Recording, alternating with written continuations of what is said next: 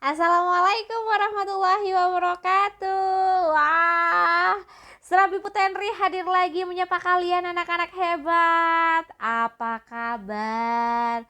Sehat selalu ya. Semoga Allah selalu melindungi kita, memberikan kesehatan ya, kemudian kesempatan untuk belajar. Tentunya nih, memberikan kesempatan untuk bertemu dengan Bu Tenri dan tentunya di Serambi Bu Tenri. Yang belum subscribe silahkan ya, jangan lupa kemudian memberikan komentar juga. Semoga media sosial ini salah satu upaya kita belajar ya tentang bahasa Indonesia. Kalau sudah siap anak-anak hebat, yuk kita mulai saja dengan bacaan basmalah. Bismillahirrahmanirrahim ya. Ini kira-kira mau belajar apa sih Bu Tenri? Wah, sudah penasaran nih. Hari ini kita belajar tentang memahami struktur karya tulis ilmiah. Yang sudah siap di sana tentang karya ilmiahnya. Wah, ayo kita merapat rapatkan barisannya dan saatnya kita mulai memahami struktur karya tulis ilmiah ya. Capaian belajarnya ini ya anak-anak hebat, jangan lupa tuh dibaca. Nah, setelah itu tujuan pembelajarannya ya. Selanjutnya ada kegiatan pembelajaran, kita itu hari ini mau ngapain? Nah, kayak gitu. Selanjutnya Bu Tenri ingin bertanya, ini namanya pertanyaan pemantik. Nah, apa yang kalian ketahui tentang karya ilmiah? Ayo, yang sudah mulai ada jawabannya silakan acungkan tangan. Wah, jangan diam saja. Kita forum diskusi di sini ya. Menggunakan media tatap maya nih anak-anak hebat. Apa yang kalian ketahui? Ayo cepat. Nah, kalau sudah, pertanyaan yang kedua. Kalau kalian sudah mengetahui nih tentang karya ilmiah, kira-kira karya ilmiah yang mana sih yang sudah kalian baca? Jangan-jangan kalian sudah tahu jenisnya tapi belum baca. Ada apa-apa, tenang ya. Bagaimanakah sistematika sebuah karya tulis ilmiah? Nah, 3 pertanyaan ini hanya ingin mengetahui tentang sejauh mana, jangan jauh-jauh ya. Sejauh mana kalian mengenal istilah karya tulis ilmiah? Kalau ternyata masih belum sama sekali, tidak masalah. Bu Tenri akan belajar ya bersama kalian mengenal, memahami tentang karya ilmiah. Nih anak-anak hebat. Kalau kalian tadi sudah mendengarkan ya pertanyaan pemantiknya. Sekarang coba yuk ditulis kira-kira karya ilmiah yang sampai dengan detik ini sudah pernah kalian ketahui. Apa saja yuk? Ya. Ada yang nyelutuk. Ibu proposal Bu. Oke, apalagi? Artikel Bu. Iya. Apalagi anak-anak hebat? Skripsi Bu. Iya bisa. Kakak saya lagi ngerjain skripsi Bu. Itu termasuk karya ilmiah kan? Ya. Kemudian apa lagi? Makalah. Iya. Kemudian laporan pertanggungjawaban. Iya. Bu tesis Bu, nih orang tua saya mengerjakan tesis. Iya. Wah, kalian hebat. Minimal kalian sudah pernah mendengar istilah-istilah itu ya. Baik, karya ilmiah adalah salah satu karya tulis yang dibuat dengan prinsip-prinsip ilmiah berdasarkan data dan fakta.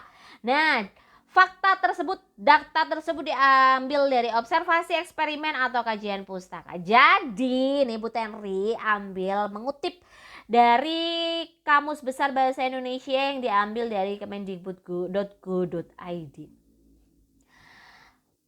Karya ilmiah menurut Laba dan Rinayanti tahun 2018 di halaman 15 menyebutkan bahwa karangan ilmiah merupakan suatu karangan atau tulisan yang diperoleh sesuai dengan sifat keilmuannya dan didasari oleh hasil pengamatan, peninjauan, penelitian dalam bidang tertentu.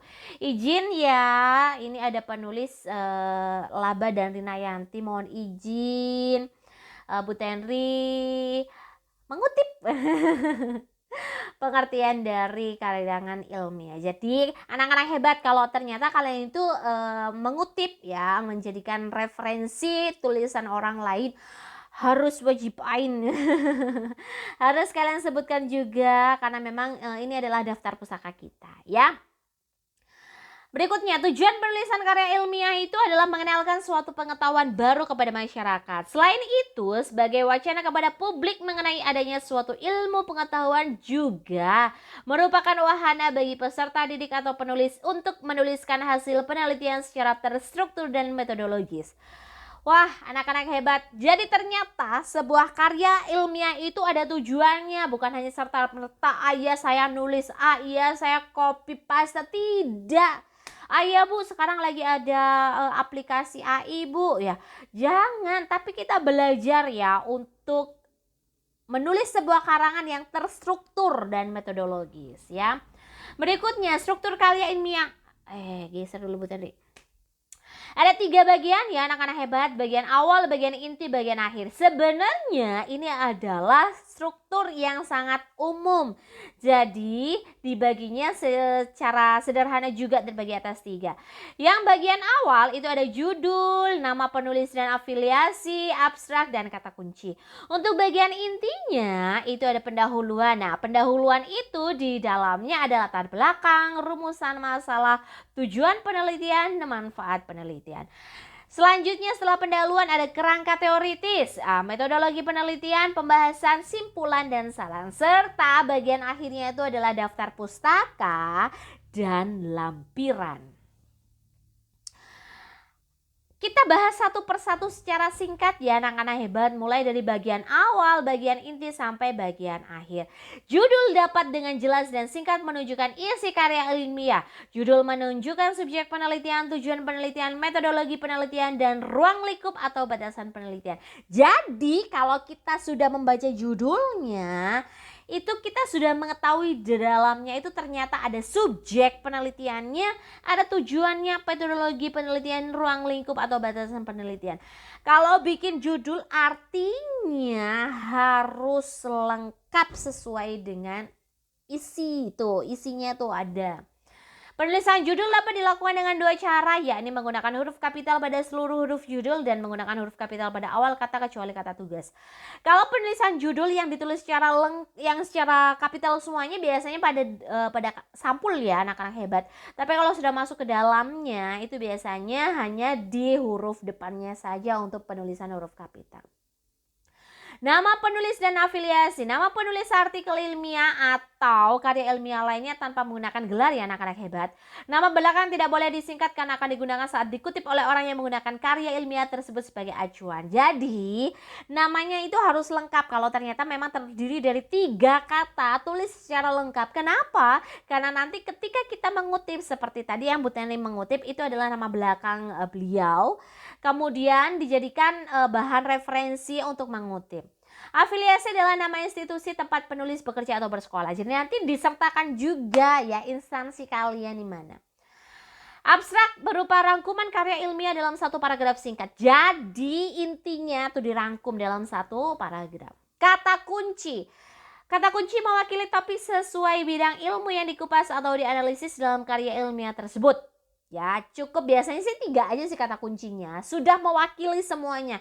Kira-kira kalau saya punya 3 kata kunci yang mewakili isi dari karya ilmiah kamu itu wajib ainnya itu ya. Pendahuluan merupakan bagian yang menjelaskan mengenai latar belakang, rumusan masalah, tujuan penelitian, dan manfaat penelitian. Mulai dari latar belakang ya, jadi latar belakang itu adalah uraian singkat tentang topik penelitian, penyebab timbulnya masalah, dan pentingnya pembahasan topik tersebut. Rumusan masalahnya menyeratkan masalah yang akan dibahas oleh penulis terkait dengan pertanyaan mengapa dan bagaimana pada pilihan topik. Tujuan penelitian adalah pernyataan mengenai capaian pembahasan yang sesuai dengan rumusan masalah. Jadi kalau rumusan masalah itu pertanyaan, tujuan itu sifatnya bentuknya adalah pernyataan. Jadi kira-kira capaian yang ada pada rumusan masalah.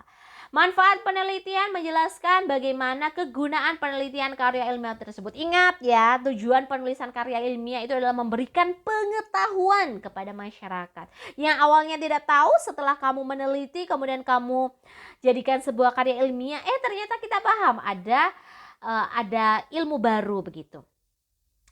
Kerangka teoritis bagian ini disebut juga landasan teori atau kajian pustaka. Kerangka teoris berisi penjelasan mengenai kajian beberapa penelitian sebelumnya dan kajian teori-teori yang relevan dengan topik permasalahan. Pada bagian ini disampaikan juga mengenai hipotesis penulis. Jadi, kalau kalian ini mau meneliti sesuatu, pastikan ada penelitian sebelumnya. Nah, kalian ingin menjadikan penelitian sebelumnya itu sebagai bahan kalian dalam penulisan kajian pustaka. Tidak apa-apa. Ya, atau ahli-ahli yang sudah meneliti terlebih dahulu kemudian sudah menciptakan suatu teori, nah itu dijadikan dasar untuk kerangka teoritis. Berikutnya metodologi penelitian. Jadi langkah-langkah atau prosedur penelitian yang mencakup persiapan, penentuan sumber data, pengumpulan data, pengolahan dan pelaporan. Jadi ini adalah rencananya gitu. Kamu mau menggunakan metode apa sih dalam pengambilan data ini? Wow, menggunakan observasi kah gitu. Kemudian mau kajian pustaka kah gitu atau wawancara. Nah, itu metodologi penelitian. Pembahasan menurut Mukhlisin bukunya tahun 2018 halaman 25. Pembahasan menjelaskan makna yang terungkap dari hasil. Jadi kalau rumusan masalah kamu nanti itu ada dua misalnya, ada dua, berarti dalam pembahasanmu nanti juga akan membahas rumusan masalahmu yang dua tadi gitu. Penjelasan ini juga mengenai makna ilmiahnya dibanding dengan teori yang berlaku di kalangan ilmuwan. Simpulan dan saran menurut Mukhlisin bukunya tahun 2018 di halaman 25, simpulan harus mengacu pada tujuan. Pada simpulan tujuan harus terjawab dengan tegas. Hasil penelitian disampaikan apa adanya walaupun kurang sesuai dengan hipotesis awal. Jadi apapun itu hasil dari kegiatanmu dalam meneliti tadi itu masuknya di simpulan sehingga kita itu mengetahui apa sih hasil sementara dari penelitianmu yang tadi. Kemudian daftar pustaka, deretan referensi atau sumber pustaka yang dibaca dan dipakai dalam menyusun karya ilmiah. Semua sumber pustaka baik berupa buku, artikel, jurnal maupun yang berasal dari internet ditulis berurutan secara alfabetis. Jadi yang biasanya Bu Tenri letakkan di akhir daftar pustaka itu memang ya ketika kita itu menjadikan buku, artikel, paduan orang lain yang sudah kita jadikan referensi wajib harus ditulis di belakang ya. Kenapa? Karena memang kita mengutip atau menjadikan sumber pustaka. Lampiran biasanya berupa data tambahan atau data pendukung yang tidak dimasukkan ke dalam naskah utama. Kenapa? Jadi lampiran ini adalah data-data atau sesuatu yang dibutuhkan untuk sebagai bukti bahwa ternyata penelitianmu tadi itu dilakukan dengan benar. Misalnya dokumentasi foto, kemudian bahan-bahannya. Jadi semuanya diletakkan pada lampiran begitu. Transkrip wawancara begitu. Boleh dilakukan. Kemudian anak-anak hebat ini Bu Tenri mencoba mengutip dari beberapa referensi juga tentang bagaimana judul ya. Kemudian ada abstrak. Ini ada kata kunci. Kemudian ada contoh pendahuluan, ada metodologi penelitian, ini juga ada tabel yang sudah dimasukkan dalam naskah utama sebagai bukti gitu ya. Kemudian ada analisis data, kemudian ada kesimpulannya, ada daftar pustaka juga. Jadi disertakan ya anak-anak hebat. Kegiatan tindak lanjut pada kegiatan hari ini. Wah, kita sudah masuk kegiatan tindak lanjut juga sih anak-anak hebat, cepat sekali. Ya, karena pembelajaran Serambi Bu Tenri hari ini memang disampaikan secara sederhana tapi sangat bermanfaat dan semoga mendapatkan pengetahuan yang sangat sempurna. Peserta didik dapat meningkatkan literasi dengan membaca karya-karya ilmiah lain dan mendiskusikan maupun berlatih membuat struktur karya ilmiah dengan guru. Berarti hari ini setelah kita memahami struktur pada karya ilmiah, kita belajar dulu memahami kira-kira mana yang termasuk dalam pendahuluan, mana sih yang maksud dengan rumusan masalah. Nah, itu dulu. Gimana caranya? Kita temukan dulu satu karya ilmiah, kemudian kita langsung cari, oh ini judul loh Bu Tenri, oh ini kata kunci loh Bu Tenri, ini abstrak loh Bu Tenri. Wah, kalian tentu bisa lakukan secara berkelompok ya, sehingga kita langsung bisa tukar pikiran dengan anggota yang lain. Sip, terima kasih loh anak-anak Bu Tenri nih. Ternyata sudah sampai penghujung acara. Jangan lupa ini daftar pustakanya, terima kasih.